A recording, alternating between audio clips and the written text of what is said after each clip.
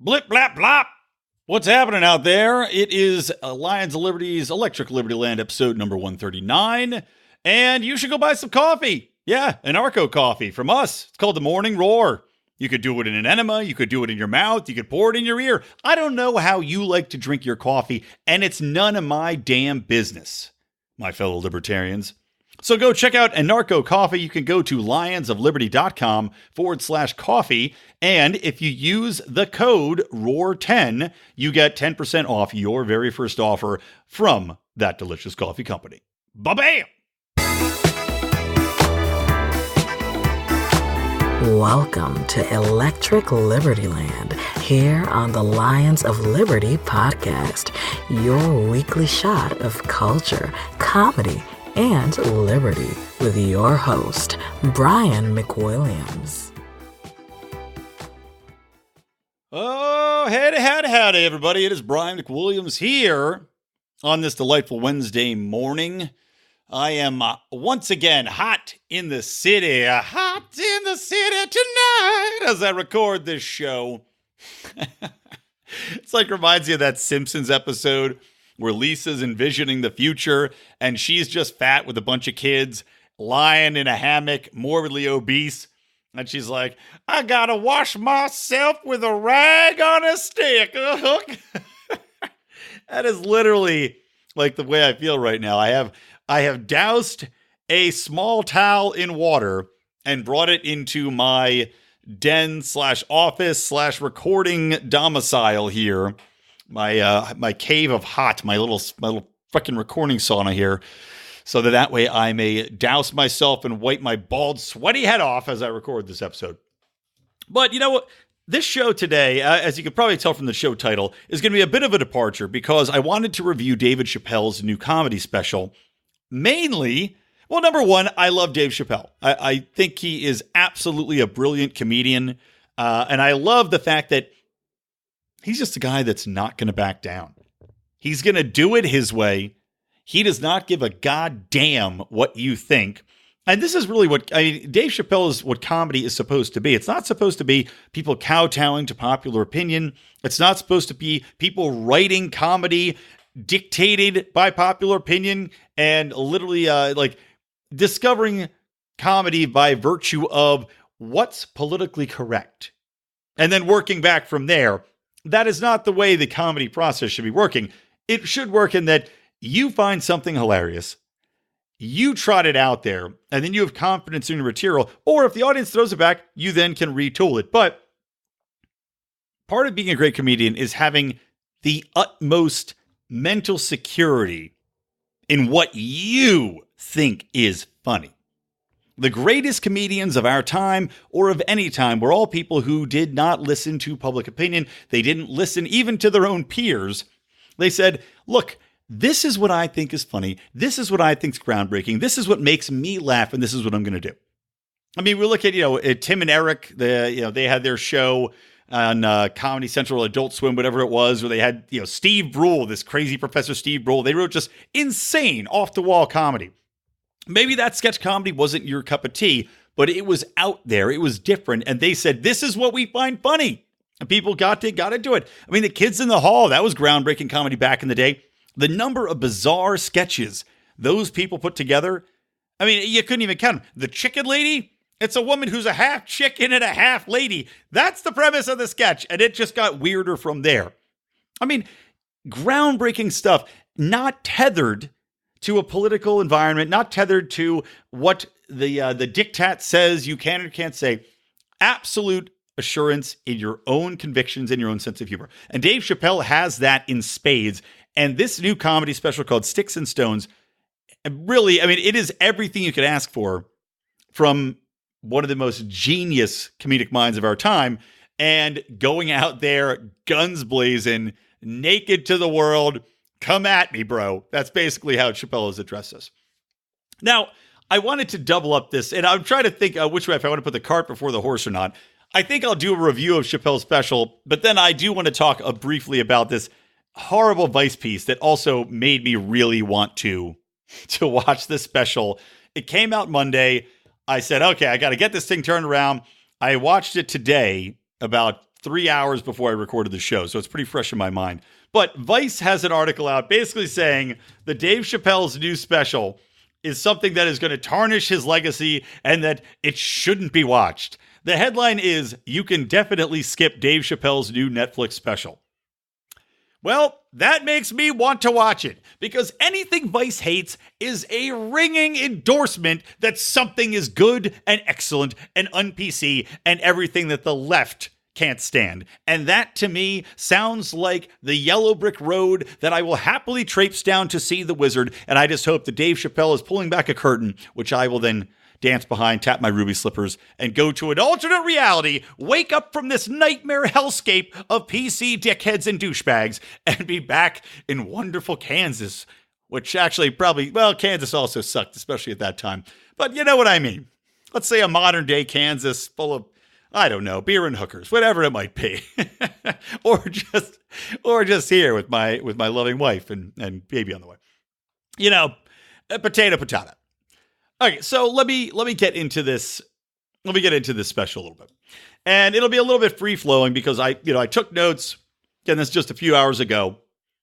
And I've got a lot of current event stuff to get into later. So let's just see how long this rambling goes and what happens later. One thing I will say is it was interesting because a lot of the articles that are coming out about Chappelle's new special try to juxtapose his comedy with Aziz Ansari, which is bizarre on its very face. And I'll tell you why. Because number one, Dave Chappelle didn't do anything. Dave Chappelle is a guy who's made jokes. So I guess you could say that he got in trouble for making un-PC jokes, for going out and making jokes about gays and trans people, for making jokes about gun control and all these other things, which again, comedy, you're supposed to be able to joke about these things. Nothing is taboo in comedy. Comedy is, half the purpose is to challenge social norms, to challenge everyday understanding of topics, be they political, be they social, be they establish historical, cultural norms.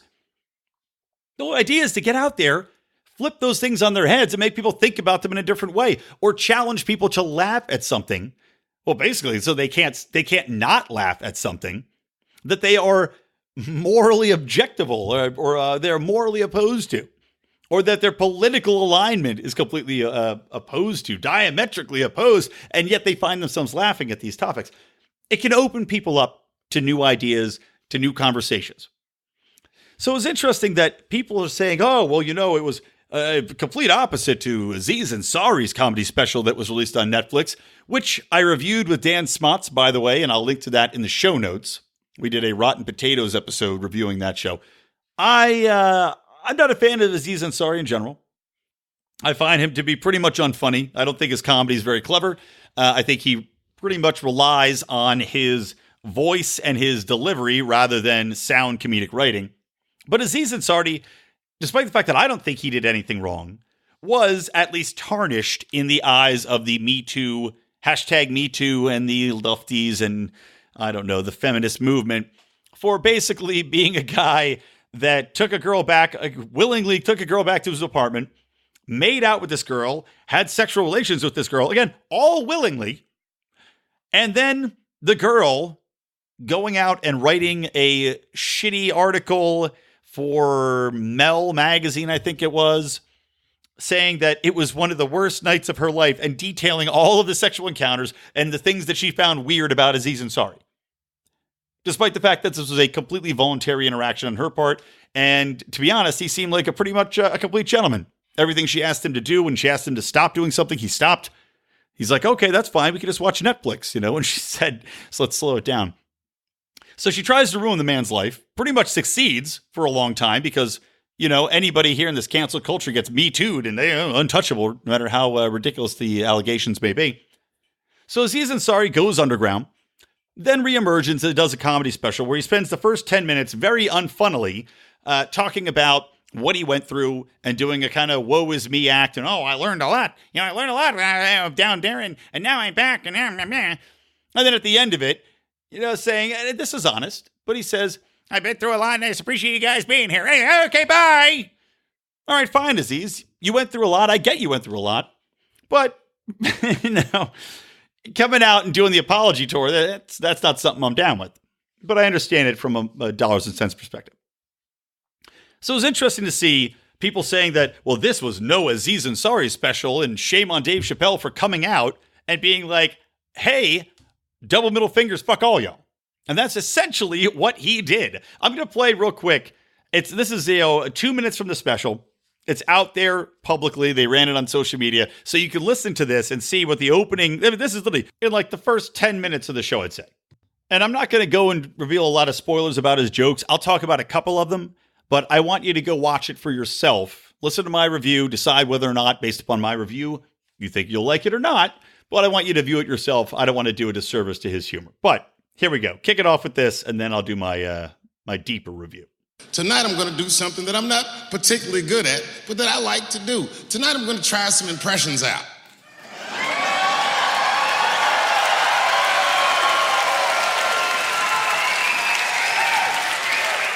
I only got 2.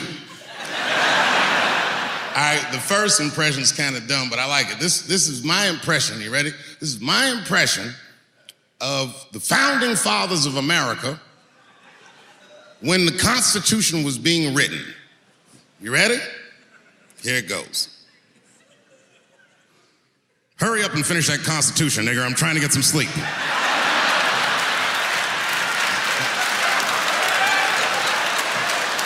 It's not bad, right? All right, the next one.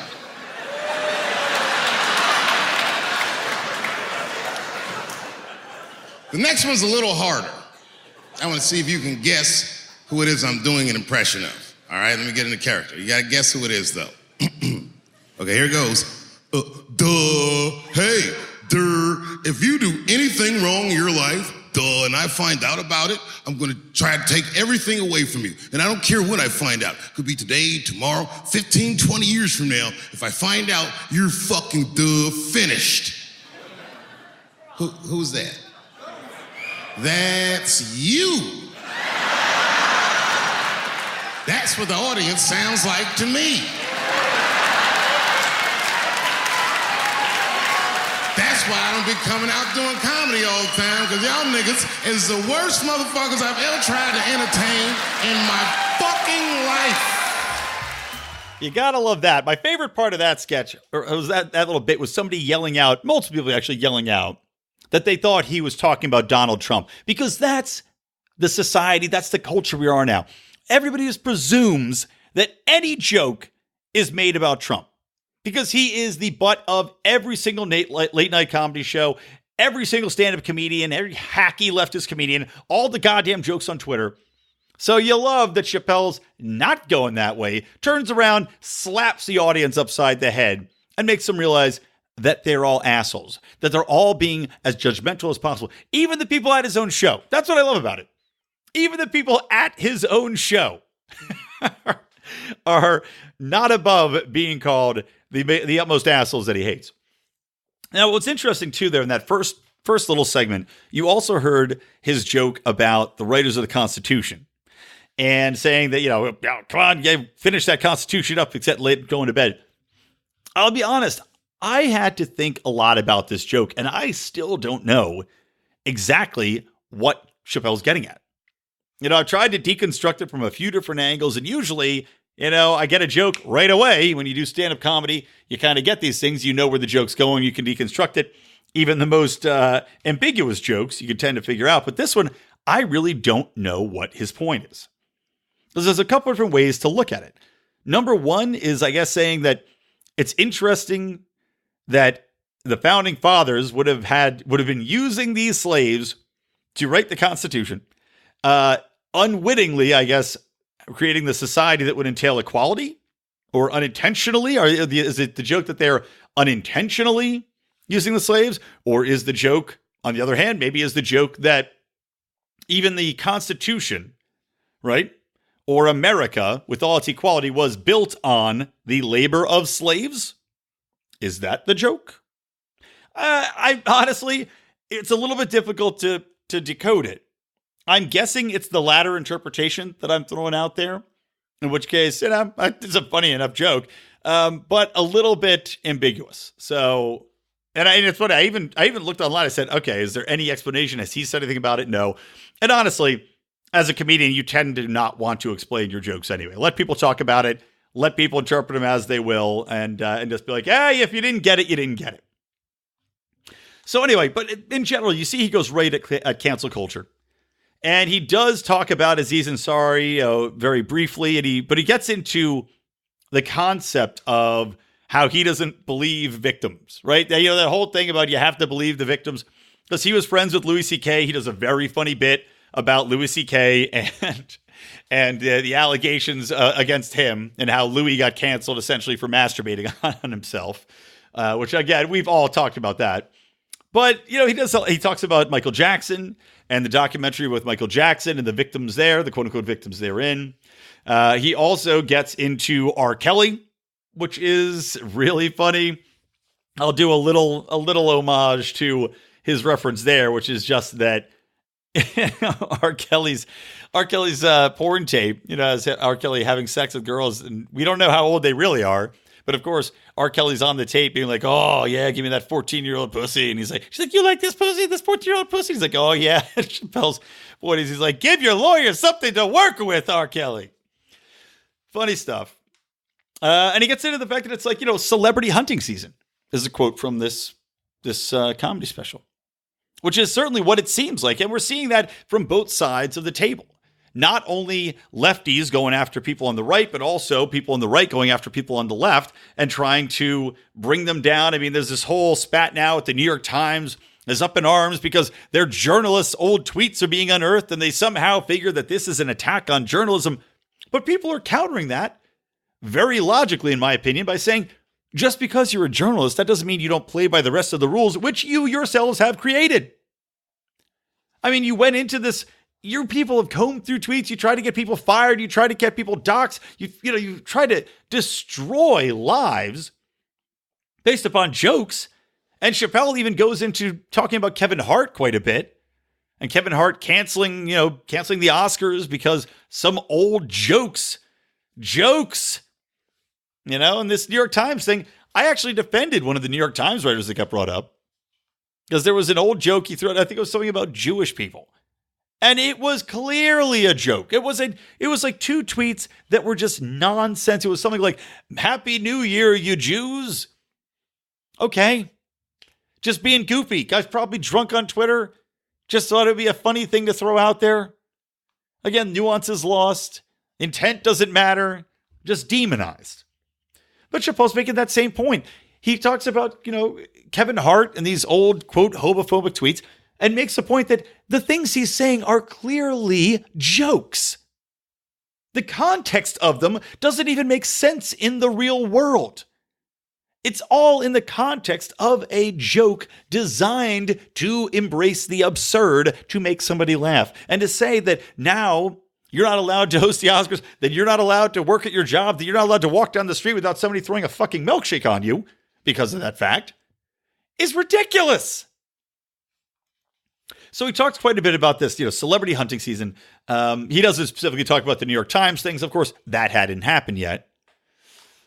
But talks about this unspoken role of show business as well, that you are, quote, not allowed to upset the alphabet people. And by alphabet people, Dave Chappelle is referring to the LGBTQ crowd.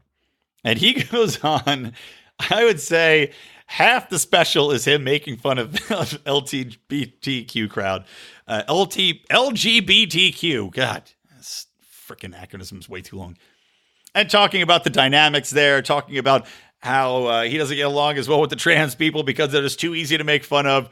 He has a very funny joke about being born in the wrong body. And if there's one joke, honestly, that I think will get him in the most trouble from this entire special, and it's not that it's the funniest joke, although it had me laughing out loud, just because, again, the absurdity of what he did with this, it just got me rolling, had me rolling on the ground. But he talks about, he goes, oh, okay, you're born in the wrong body, and I'm not going to do the joke justice. Again, this is why you guys have to watch the special yourselves. And it's too hard for me, obviously, to pull it off Netflix. It'll just be horrible audio on my phone. I'm not going to do it. But he talks about, okay, if you're born in the wrong body, you think you were. He goes like, what if I think I'm Chinese and I'm born in this N-word body? And then he does, and he goes, and I just go around making this face and doing this voice. And he sticks his teeth out like a bucktooth, like the most racist Chinese person impression you could ever do. And he goes, look at this. And just does like, out of the 1920s kind of Chinese person impression, something that would be considered very racist in today's society. And something I'm sure, I've not read all of the outrage pieces. I've not looked at the other reviews online, but I'm sure is the one thing above all else that really is going to get him in trouble. So he does this horrible Chinese impression and just making fun of the fact that so kind of crazy to think about you being trapped in the wrong body. But at the same time, he makes a very funny point that it is a hilarious situation to imagine. I mean, how many movies are based on the premise of people switching bodies and being trapped in the wrong body and how awkward that would make life? And he is, again, he's not even taking a solid stance on this. And this is something that's throughout the entire special. And I'll give some more examples of this too, as I go through and kind of wrap this up. But Dave Chappelle does a masterful job of not having an open advocacy for any one point of view.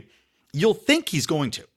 And he draws you in, and this is the genius, and this is what comedy's supposed to be, and why I hate comedy in this fucking leftist Trump, anti-Trump hatred era, because you can see where every joke is coming so clearly. There's no surprises. You know what the punchline is. The entire concept of comedy is the bait and switch. It's the misdirection. You think they're going to go one way, and then they go a completely opposite direction you could never see coming, and that's what makes you laugh so hard, is because it takes you by surprise and brings you to a whole other place that you never imagined. Every time during the special where you think Dave Chappelle is actually going to give you his honest opinion, and he hints at it in places, but he always shows a stance that is actually pretty nuanced.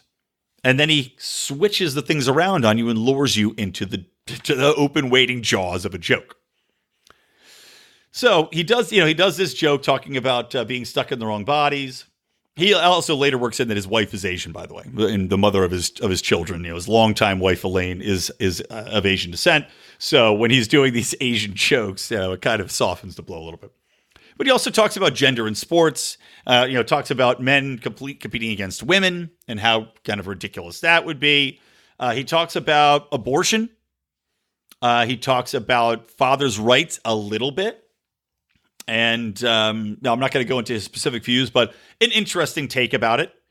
And he also says, note of this, he said, I can't live in this world you're proposing. And he's talking about the restrictions people are putting on speech, the restrictions people are putting on action, the cancel culture that's out there.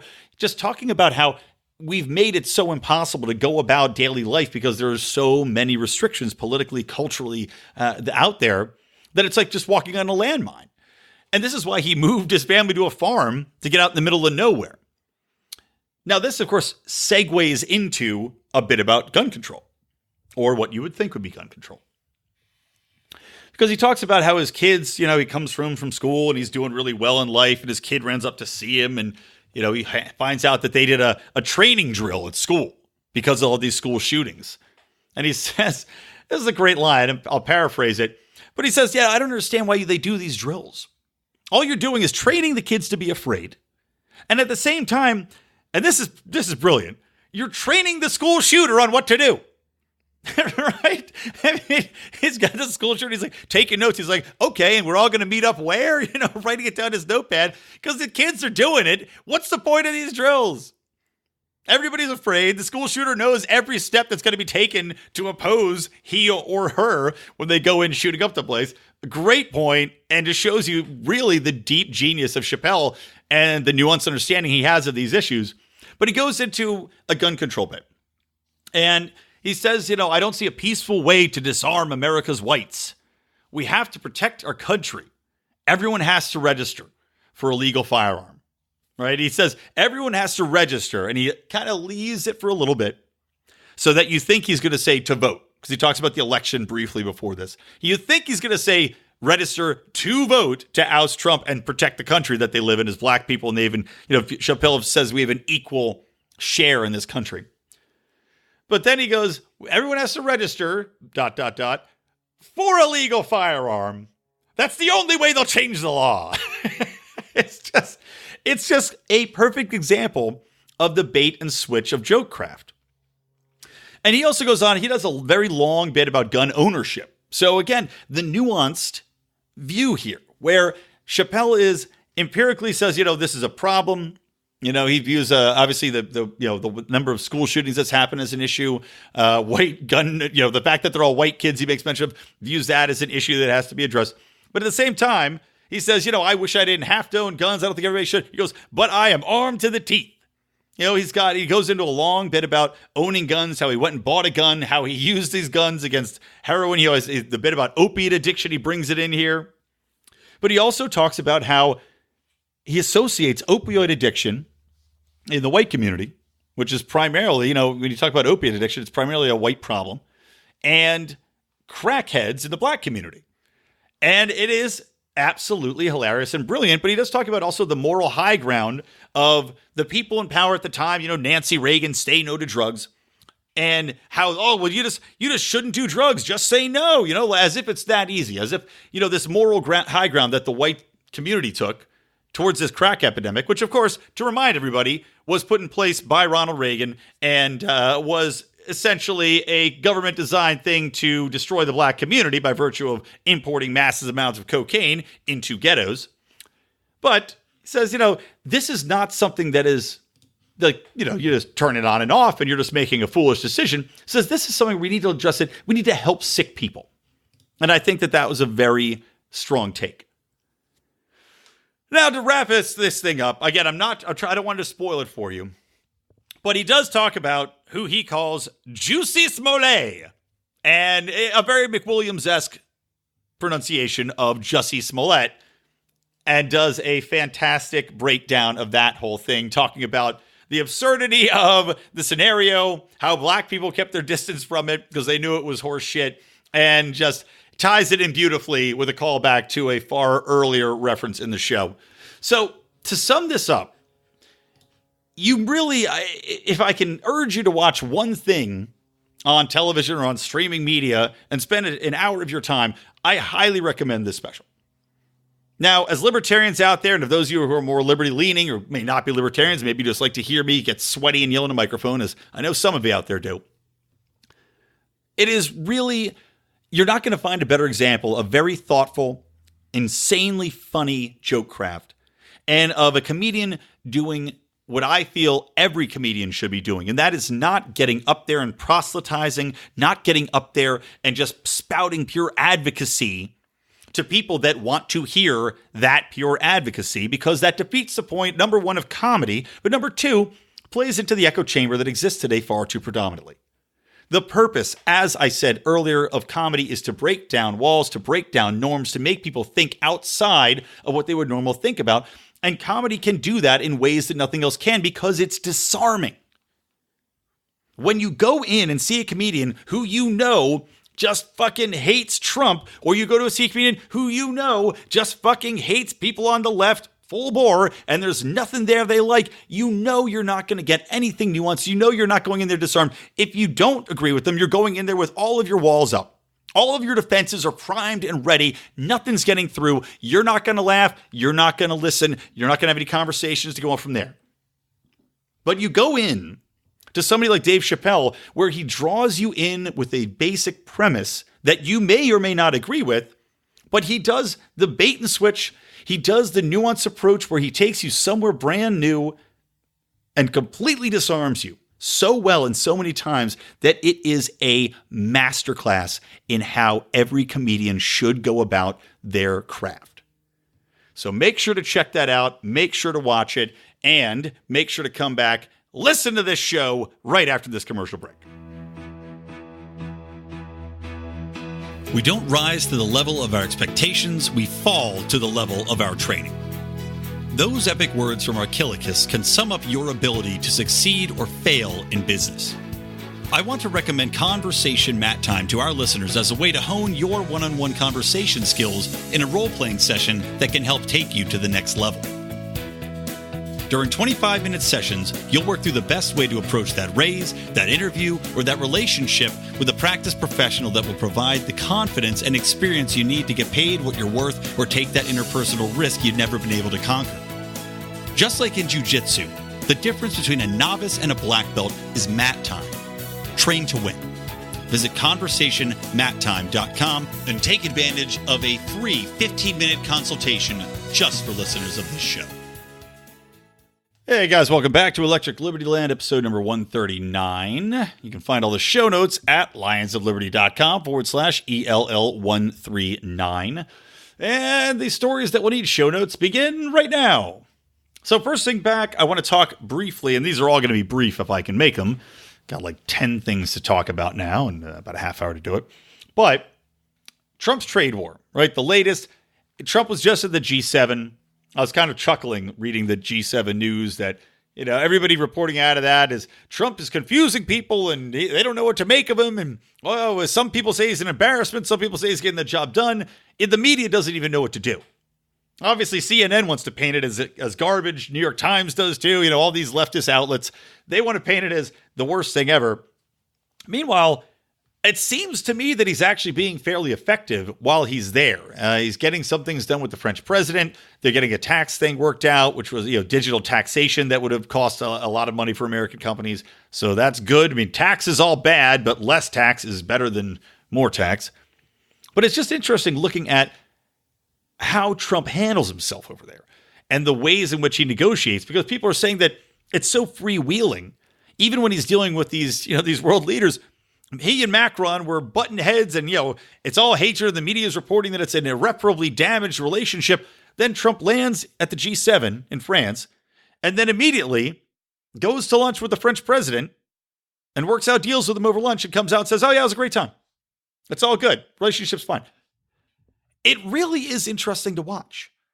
And, I've said this before, but I actually do believe that his negotiating strategy is pretty much to throw crazy shit out there and then reel it back in private or reel it back in subsequent statements. He does things to get an initial reaction. It's kind of like if you're in warfare, sending an early attack just to probe your enemy's defenses and see what they're going to come back at you with.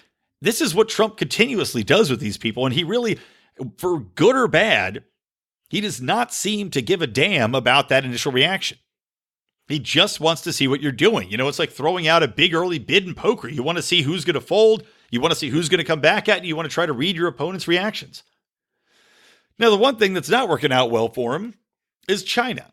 And despite the fact that Trump said recently that China had called him and wanted to talk, and there are a lot of reports saying that China's economy is faltering pretty heavily. I mentioned before on shows, I think I was actually on Degenerate Gamblers with Rico and Odie, talking about, we diverged from telling stories and talking shit and making bets to talk about the China-U.S. trade war.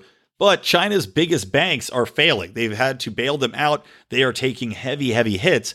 And they may be reaching the point where they say, okay, well, let's do something. Let's work something out. Now, I don't know if that's true or not.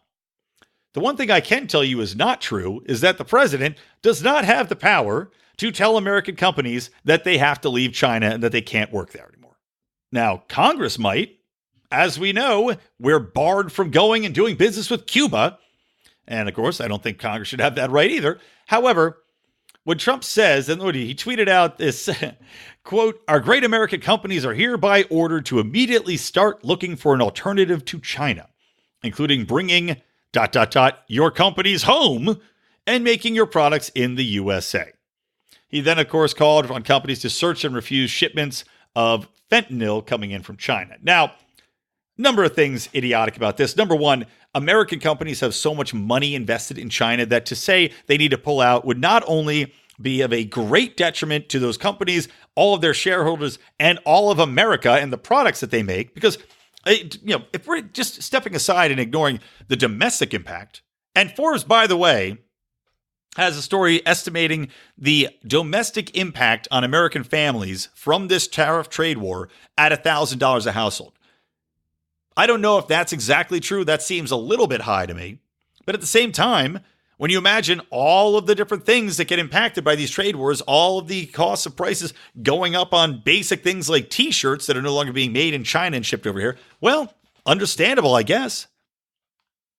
But that aside, you look at the basic, like the auto companies of like Apple. and how much market share they have in China. I mean, GM, they have cars over there that run on natural gas from Ford and from GM and all these other places. I mean, I saw them when I was there. They are pretty prevalent in the country. They have entire lines designed just to cater to that market of these tiny little cars running on natural gas. Apple's iPhones are pretty much ubiquitous in the Asian market. It's not just Huawei or Huawei, however you pronounce that massive Chinese cell giant. Apple's iPhones do have a large market share there. So they're going to pull it all out. They're going to pull all of their manufacturing out of China. All the toys are going to go somewhere else. Maybe that's possible, but it's going to take a hell of a lot of doing to get it done. Never mind the slowdown in domestic product that's going to happen. How are these companies going to expect to do their sales while they move their entire processes to different countries? Go through the vetting process, shift the entire factories over there, train an entire new set of workers, make sure all the shipping materials get there on time and are set up. They're going to lose hundreds of millions of dollars. Just as absolutely ridiculous. So I wanted to address that really quickly. You want to see a recession. That's how a recession happens. You have all the American companies that employ not only Chinese workers, but also millions of American workers losing hundreds of millions of dollars of revenue over the course of a few months because the president has somehow convinced Congress to tell them they have to pull out of China. Just is absolutely asinine. And of course, never mind the amount of money that China is investing in our marketplace. I mean, it's billions and billions of dollars you're talking about, not only from Chinese government, but individuals from China investing in the country. And, I had done a little work with the Chinese government, to be honest. And yeah, don't judge me, guys. I got to make the bills. But, there was a discussion. I was doing a media session, and that was a topic of discussion, whether or not the Chinese government was actively encouraging Chinese business not to invest in America, because investment in the United States since the start of the trade war has dropped precipitously. I mean, I can't remember exactly how much it was down, but I think it was over 30% or over 40%. And that money is paying for all of our goods, it's paying people's salaries. It's making buildings go up. Just, oh man, it's frustrating. And then the other thing too, talking about fentanyl coming in. Fentanyl is already something that's highly illegal here, isn't it? I mean, it's like they're already searching packages. They already search every package that comes over for illicit goods. What are they supposed to do? You open everybody's packages that come over?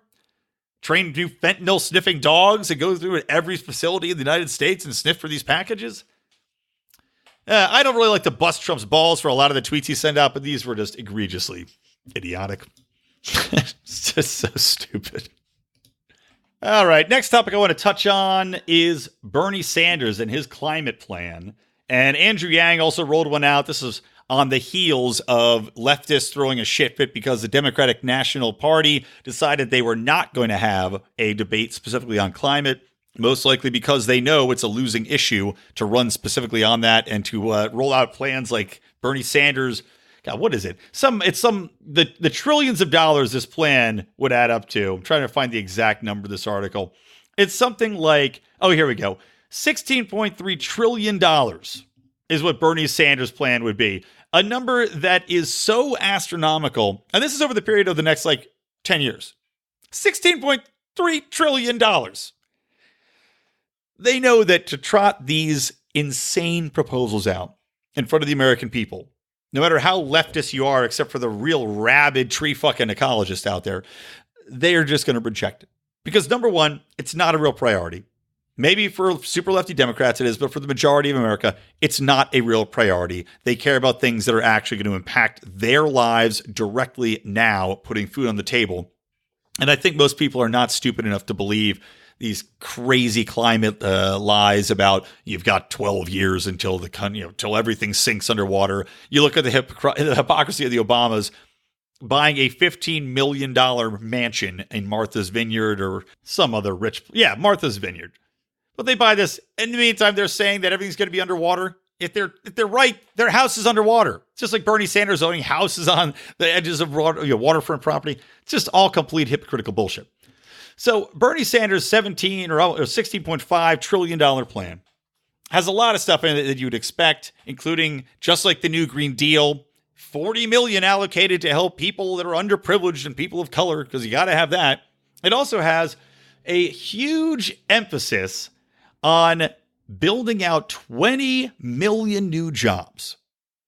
And he's going to pay for these new jobs by creating them out of thin air, right? And then taxing them, is the understanding according to this proposal, which is one of the most ridiculous things I've ever heard. Now, I don't want to talk too much about this. I will point you guys to Dave Smith on that, because he did an entire podcast just breaking down Bernie's platform. I don't feel like rehashing it here. I think a lot of you probably do overlap, so I'm not going to do an entire episode on it. But just to break down the most ridiculous aspect of it, the fact that you can think that government can take money out of taxes and then create 20 million jobs that will somehow pay back the money you're putting into climate change by taxing those 20 million jobs you've created with taxable money you took from the people, and have that make any economic or mathematical sense, is just, I don't know. Is Bernie Sanders snorting unicorn horn like cocaine? I don't understand how anybody could let this get rolled out here under that positioning and not see how it is beyond insane. I mean, I don't want to go too deep into this, but when you've got no jobs being created, where you're bringing in, let's see, a new revenue stream, and maybe Bernie Sanders is positioning this as though, kind of like Elizabeth Warren wanted to create drugs, and she was like, we should have an agency, we should just make the drugs ourselves. Like, okay, you crazy bitch, whatever. But maybe this old crazy bitch here, male crazy bitch, Bernie Sanders, is envisioning these government jobs being run by the government, as the government is taking on manufacturing and creating the windmills. Is the government creating the building materials? Is the government creating this power structure and they building out the grid themselves? Or are they being hired out by people? Are they contracting people to help them in, and the government's just simply paying people to do that work? Because in one way, in theory, maybe that could work. I still think it would fail miserably, because the government would have to bring in and train people and take on a brand new means of production, just like the fucking communists want, control the means of production. They would control the means of production on this new energy wave, which of course would be catastrophic and slow. It would not work properly. You'd have terrible customer service. You'd have a website that costs $70 billion more than it was supposed to. And then you would simply have no competition within that solar region anymore, right? You've eliminated competition because the government owns your grid. They own all of the means of production for the solar/renewable energy market. If that's what Bernie Sanders is envisioning, I guess maybe at some point in time it could pay for itself, but I would highly doubt it. And certainly the taxable income out of that is not going to pay for anything. You would have to take all of the revenues provided from the energy that you've created after you build out this magical, mystical energy grid. If that's not the case, then you are literally just pretending to invent money and invent an industry. I guess you could say, well, we'll print the money and we'll pay the people with the printed money. So it doesn't matter if we invent anything new. It doesn't matter if we have a new economy or outside revenue coming in, because we will simply print the money and then we'll take the money out of the taxes to pay for ourselves. Nobody wins with that. You're still making everybody poorer, because you see, you're still printing money out of thin air. You're still not bringing anything new to the table. You're just devaluing the currency and rolling it out into these new jobs, which you're then taxing back at a lower rate anyway. So you're still net losing money. It is, it's special. Bernie Sanders is a special, special man. And also, on top of this week, he also put out a plan to fight the conglomeration of media. He wants to fight back against, quote, benevolent millionaires who control our media corporations. Not our media corporations, the media corporations. And he wants to do this by fighting consolidation. Quote, today, after decades of consolidation and deregulation, just a small handful of companies control almost everything you watch, read, and download. Given that reality, we should not want even more of the free press to be put under the control of a handful of corporations and benevolent billionaires who can use their media empires to punish the critics and shield themselves from scrutiny. So he wants to push through laws to stop these mergers. He wants to push through laws that would demand that if any merger was set to take place, the employees of that company first be offered a chance to buy the company and buy shares. So we're talking about complete nationalization, essentially by virtue of the government forcing companies to sell off their own companies to their workers rather than sell it to a competitor or a bigger company. And that this is my favorite idea. It would also bar mergers or deregulatory actions that would disproportionately affect people of color and women. What the fuck does that even mean? As this is all gobbledygook language, essentially what that means is government has control of any merger going on for any reason it so chooses to make up out of thin air. Having this disproportionately affect women of color or people of color and women. So how exactly is a merger between two cable companies going to fuck over people of color? I don't know. Are they going to drop BET from the cable package? That's the only thing I can think of. Is Lifetime going to be taken off the air and replaced with Spike TV? What the fuck are we talking about here? Just again, it's a means to an ends of expanding this oversight, this constant regulation, this communist manifesto that Bernie Sanders has written in his own mind, and he's rolling out via these platforms where he's insisting that it's for the good of all people, that we've got to fight back against corporations, that we've got to fight for the good of the good of the earth, and the good of our future, and our children, and the women of color, and the people.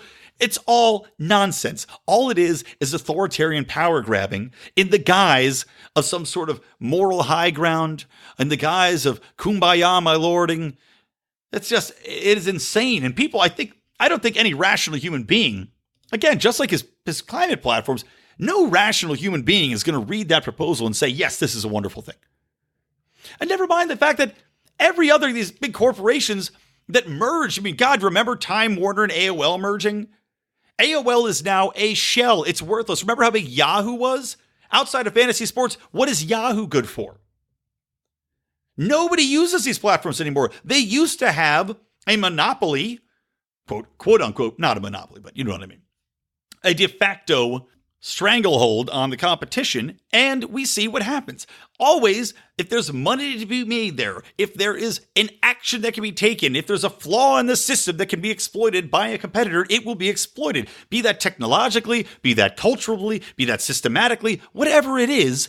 If there's money there, people want that money and they're going to try to get it. You're never going to have a stranglehold on an industry forever because it simply cannot exist in a free market unless your product is so far and beyond every other competitor that it is simply the best solution at the best price for the most people. In which case, you deserve to be on fucking top. Congratulations on your success and thank you. Thank you for what you're doing. Now, in regards to the media, I acknowledge these conglomerates are typically shoving out shit. I don't like the majority of what comes out. In fact, I oppose the majority of what comes out, especially when it comes to news media. But Bernie Sanders somehow thinking that putting the government in control of what mergers can and can't happen being a good idea is sheer insanity. We're talking about an era where already we're allowed to have propaganda pushed through by the government because they dropped a bill that protected us from that domestic propaganda about 5-6 years ago.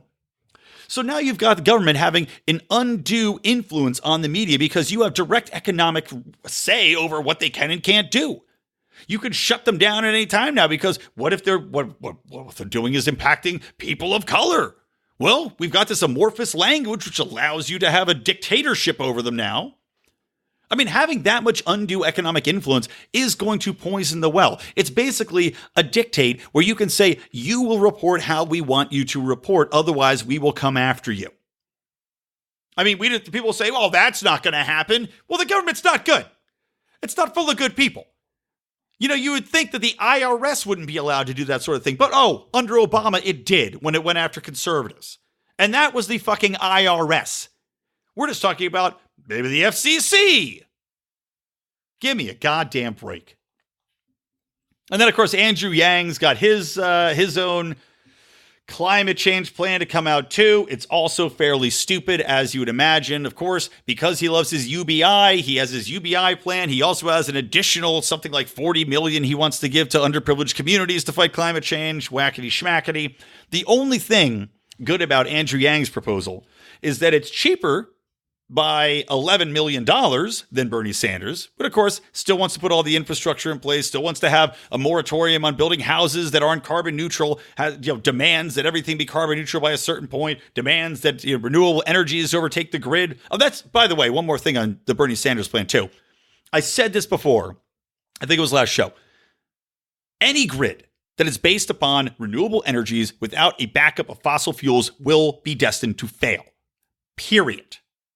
They fail time and time again. We've seen this in nations that already have this. They cannot support the fucking, like the basic backbone of your energy grid cannot be supported by renewable energies because they are not predictably renewable and they don't have battery capacity to back them up. No battery can store enough energy. It would be far too big, far too expensive, and just simply doesn't have the capacity that fossil fuels have. We're seeing this roll out throughout the world as they shut down their coal-powered backbones. They are finding that, whoops, when a heat wave comes, your grid shuts down 4 days at a fucking time. It's happening right now. And yet, we're seeing these goddamn climate proposals roll out to the people, just ignoring these basic facts. Ridiculous. But at least, I'll say this, at least Andrew Yang is open to nuclear technology.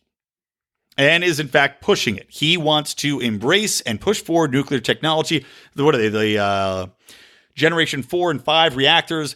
Unbelievably safe, unbelievably efficient, no problems reported. Everybody should be embracing nuclear as the cleanest, most powerful, and easiest solution to implement. We've already got it. It's ready right now. If you want to do some renewable energies, that's your renewable energy source. Okay. Woo! All right, we're almost wrapping it up, guys. Not the last one. I got a couple more, but how about this one? Secret memos have leaked talking about Backpage.com. If you're not familiar with Backpage, Backpage was a website kind of like a Craigslist, but for it typically got more illicit uses. So a lot of prostitutes would go on there. They would post their wares. You give them a call, go to the John, not go to the John as in like take a shit. Actually, they didn't have Johns. Wait, are you the John?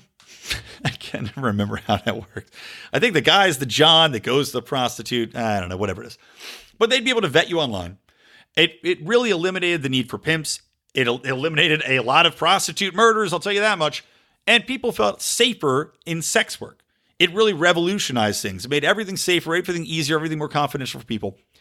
And the feds come in because all of these gotta get shit done, all these busybodies and assholes see Backpages.com. Now, remember, most of them have no idea what it actually does. They just think that, oh, this is sex trafficking. Oh, child sex trafficking. So they try to get the site shut down, mostly through lies.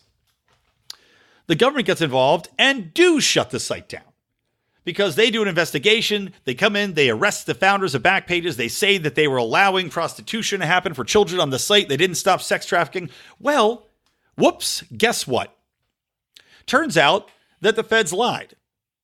Turns out that they actually, in their own investigation, years and years prior, back in 2012, found that Backpage.com actually did some of the most investigative processes to find out when and where anything having to do with child prostitution was posted. They responded faster than any other service in regards to any notice that was given from a customer or like an online watch group to say this is child prostitution. They would go in there, they'd shut it down, they'd find out what the IP was, they would do everything in their power to stop it. That report was ignored internally because the powers that be decided they had to kowtow to the fucking leftists and the moral police and the child checks for black bloods, the child sex human trafficking alarmist cabals out there, and prosecute two guys who were running a pretty goddamn good website, making life better and safer for the majority of people that were using it, and actively fighting against child sex trafficking more than any other site on the internet. So again, shows you the despicable nature of your government. the old adage of the road to hell is paved with good intentions, and I hope that these guys get out very soon. I hope that this becomes a massive lawsuit. I hope the government has to pay out the fucking nose, even though I acknowledge that's our tax dollars. I want these guys to be compensated. I want them out of jail. I want Backpage.com up and going, and I want sex work decriminalized. I want it to be legal. I think there's a couple people championing that on the Democratic side of things, but it's time, man. It is ridiculous. Oh, okay. Whew. Two more things. Netanyahu, right? Old Bibi Netanyahu. Over this past weekend, Israel staged attacks in Iraq. I think it was in the northern part of Iraq where the Yazidi people are. And there's certain, I guess, ISIS factions there. Of course, I work with a foundation that is combating and trying to fight back against genocide. A lot of the ISIS committed genocide against the Yazidi people, enslaved their women, murdered the men, took the children, made them into child soldiers. Truly horrible stuff. However, it still is part of Iraq. Israel went up there. They're bombing stuff. They're taking out what they said was Iranian-influenced warriors, just whatever bullshit they want to make up. They bombed several sites. I think there were 3 different attacks that they undertook. The U.S. acknowledged that, yes, Israel did bomb part of Iraq. Of course, we are still in Iraq. And now Netanyahu is urging the international community to act to protect Israel because Iraq and Lebanon viewed Israel's act as an act of war, which seems to make sense, when somebody drops bombs in another country that they're not at war with and that they have no jurisdiction over. You would think that reasonably the country that was bombed and maybe one of their neighboring allies might say that that is in fact an act of fucking war. Israel, of course, doesn't see it that way. Israel feels that they need to now be protected by the international community, despite the fact that they fucking went and bombed other people's countries without any sort of permission, without any declaration, and that they should now be, put in the corner. Nope, put the crib doors up. Make sure none of the big bad men can come in. Israel reminds me of the little sister that goes up, like the brother's taking a nap on the couch or the brother's playing video games, not paying attention. And the little sister runs up and punches him in the back of the head and then runs back to mom and goes crying, goes, "Oh, Donnie's after me, Donnie's after me." And then the brother runs up and then the mom goes, "What did you do? What did you do to your sister?" That's fucking Israel. Their actions, and look, said this before, I'll say it again. I'm not saying anything against Israelis people specifically. I know a lot of people from Israel. I know a lot of Jewish friends of mine that go to Israel. In fact, I've got a good friend that's a rabbi. He's been to Israel a shitload of times. But as a state entity, what Israel does is absolutely atrocious. They are constantly doing this shit. They have a fucking past that no other country in the world has ever enjoyed, other than, I guess, America, where they're pretty much free to do anything that they want and there's zero repercussions for it. This is just one more example of Israel using this anti-Semitic bullshit that they like to tout around there and saying that we should be protected, we should be special citizens that don't have to play by anybody else's rules, despite the fact that they're killing people in other nations. And then, just like that little sister that attacks the brother and runs away when the brother hasn't even done anything to him. And really, when's the last time Iran did anything to Israel? In the past 30 fucking years. But no, even though that brother hasn't done anything, they go up, punch him in the back of the head, run away, and then big brother mommy has to get involved and make sure that brother doesn't come in and kick the living shit out of them. It just makes me absolutely sick. The entire relationship has gotten so repulsive that it is beyond upsetting to me that it continues to go on, that we continue to fund them as we do and support everything that they're doing as far as the snipers just blowing people's legs off in Pakistan that are unarmed, killing children over there, expanding their settlements, even though they keep having agreements they agree with, then they break their own agreements and keep killing people and pushing them out. They wreck fucking city blocks of people's houses, push them out that have been there for 30 years to build new settlements. But that's all fine, right? Because they're the only democratic Jewish state, and we have to support that. I don't know. Man, morally, supporting people that can do that kind of thing just to keep a government in place that we enjoy, I don't know. It doesn't seem right to me. All right, last thing. let's talk about our idiot of the week. And that's Marianne Williamson, who says that we have to stay in Afghanistan to advance feminism. What an idiot. This is just, God, it's almost like playing into the whole Israel thing. Why do we have to protect Israel? Because Israel is they're morally like us, and they have rights, and they have technology. They live in a city that looks like a city. Meanwhile, maybe Palestine would look like a city if it kept getting bombed by Israel. Maybe if they hadn't blocked off all the ins and outs, they wouldn't be living in a third world country. They'd actually have some technological advances there. Be a nice place. But we need to stay in Afghanistan to advance feminism. That's why we need to keep continuing to have people get murdered that have no interest there to advance feminism in another country. If that's your rationale, the United States to be positioned everywhere at all times that isn't the United States, because pretty much every nation on the planet has different issues to deal with, Marianne. I mean, I'm sure even in the UK, there's some sort of difference in opinion. There's some sort of discrimination going on over there. I mean, I've heard that people are pretty upset with the Muslims in town because they keep stabbing people on the streets. So should we go over there and make sure that the Muslims are well represented? Or should we go and make sure that the blacks aren't feeling that the Muslims are taking their jobs?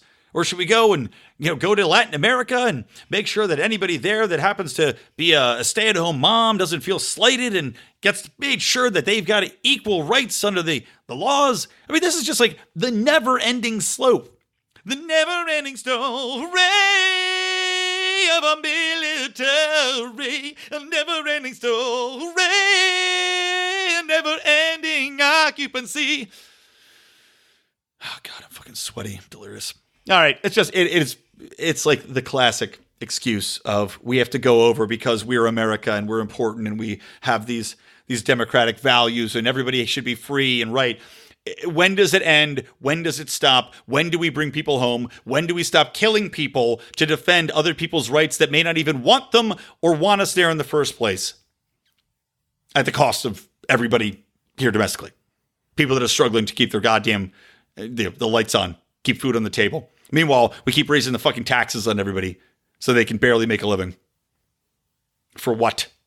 For who? To quote famous former Eagle Ricky Waters, running back, for who? For what? Was his response when people asked him why he ran out of bounds instead of fighting for that extra yard. Good point, Ricky. If it's going to cost you your career, and in this metaphor, the career would be the future of America. Because we're spending ourselves into oblivion. We're spending blood, spewing blood on the ground for all these ridiculous purposes that are simply creating more terrorists that want to fight back against us. This started off on a high note, guys, talking about Chappelle's great comedy special. It ended on a low note. There's just too much garbage coming at me. And I tell you, this has really become a problem because there's so much news, coming out of the fire hose. I'm like Kramer and UHF, like Michael Richards drinking from the fire hose. It is tough to deal with.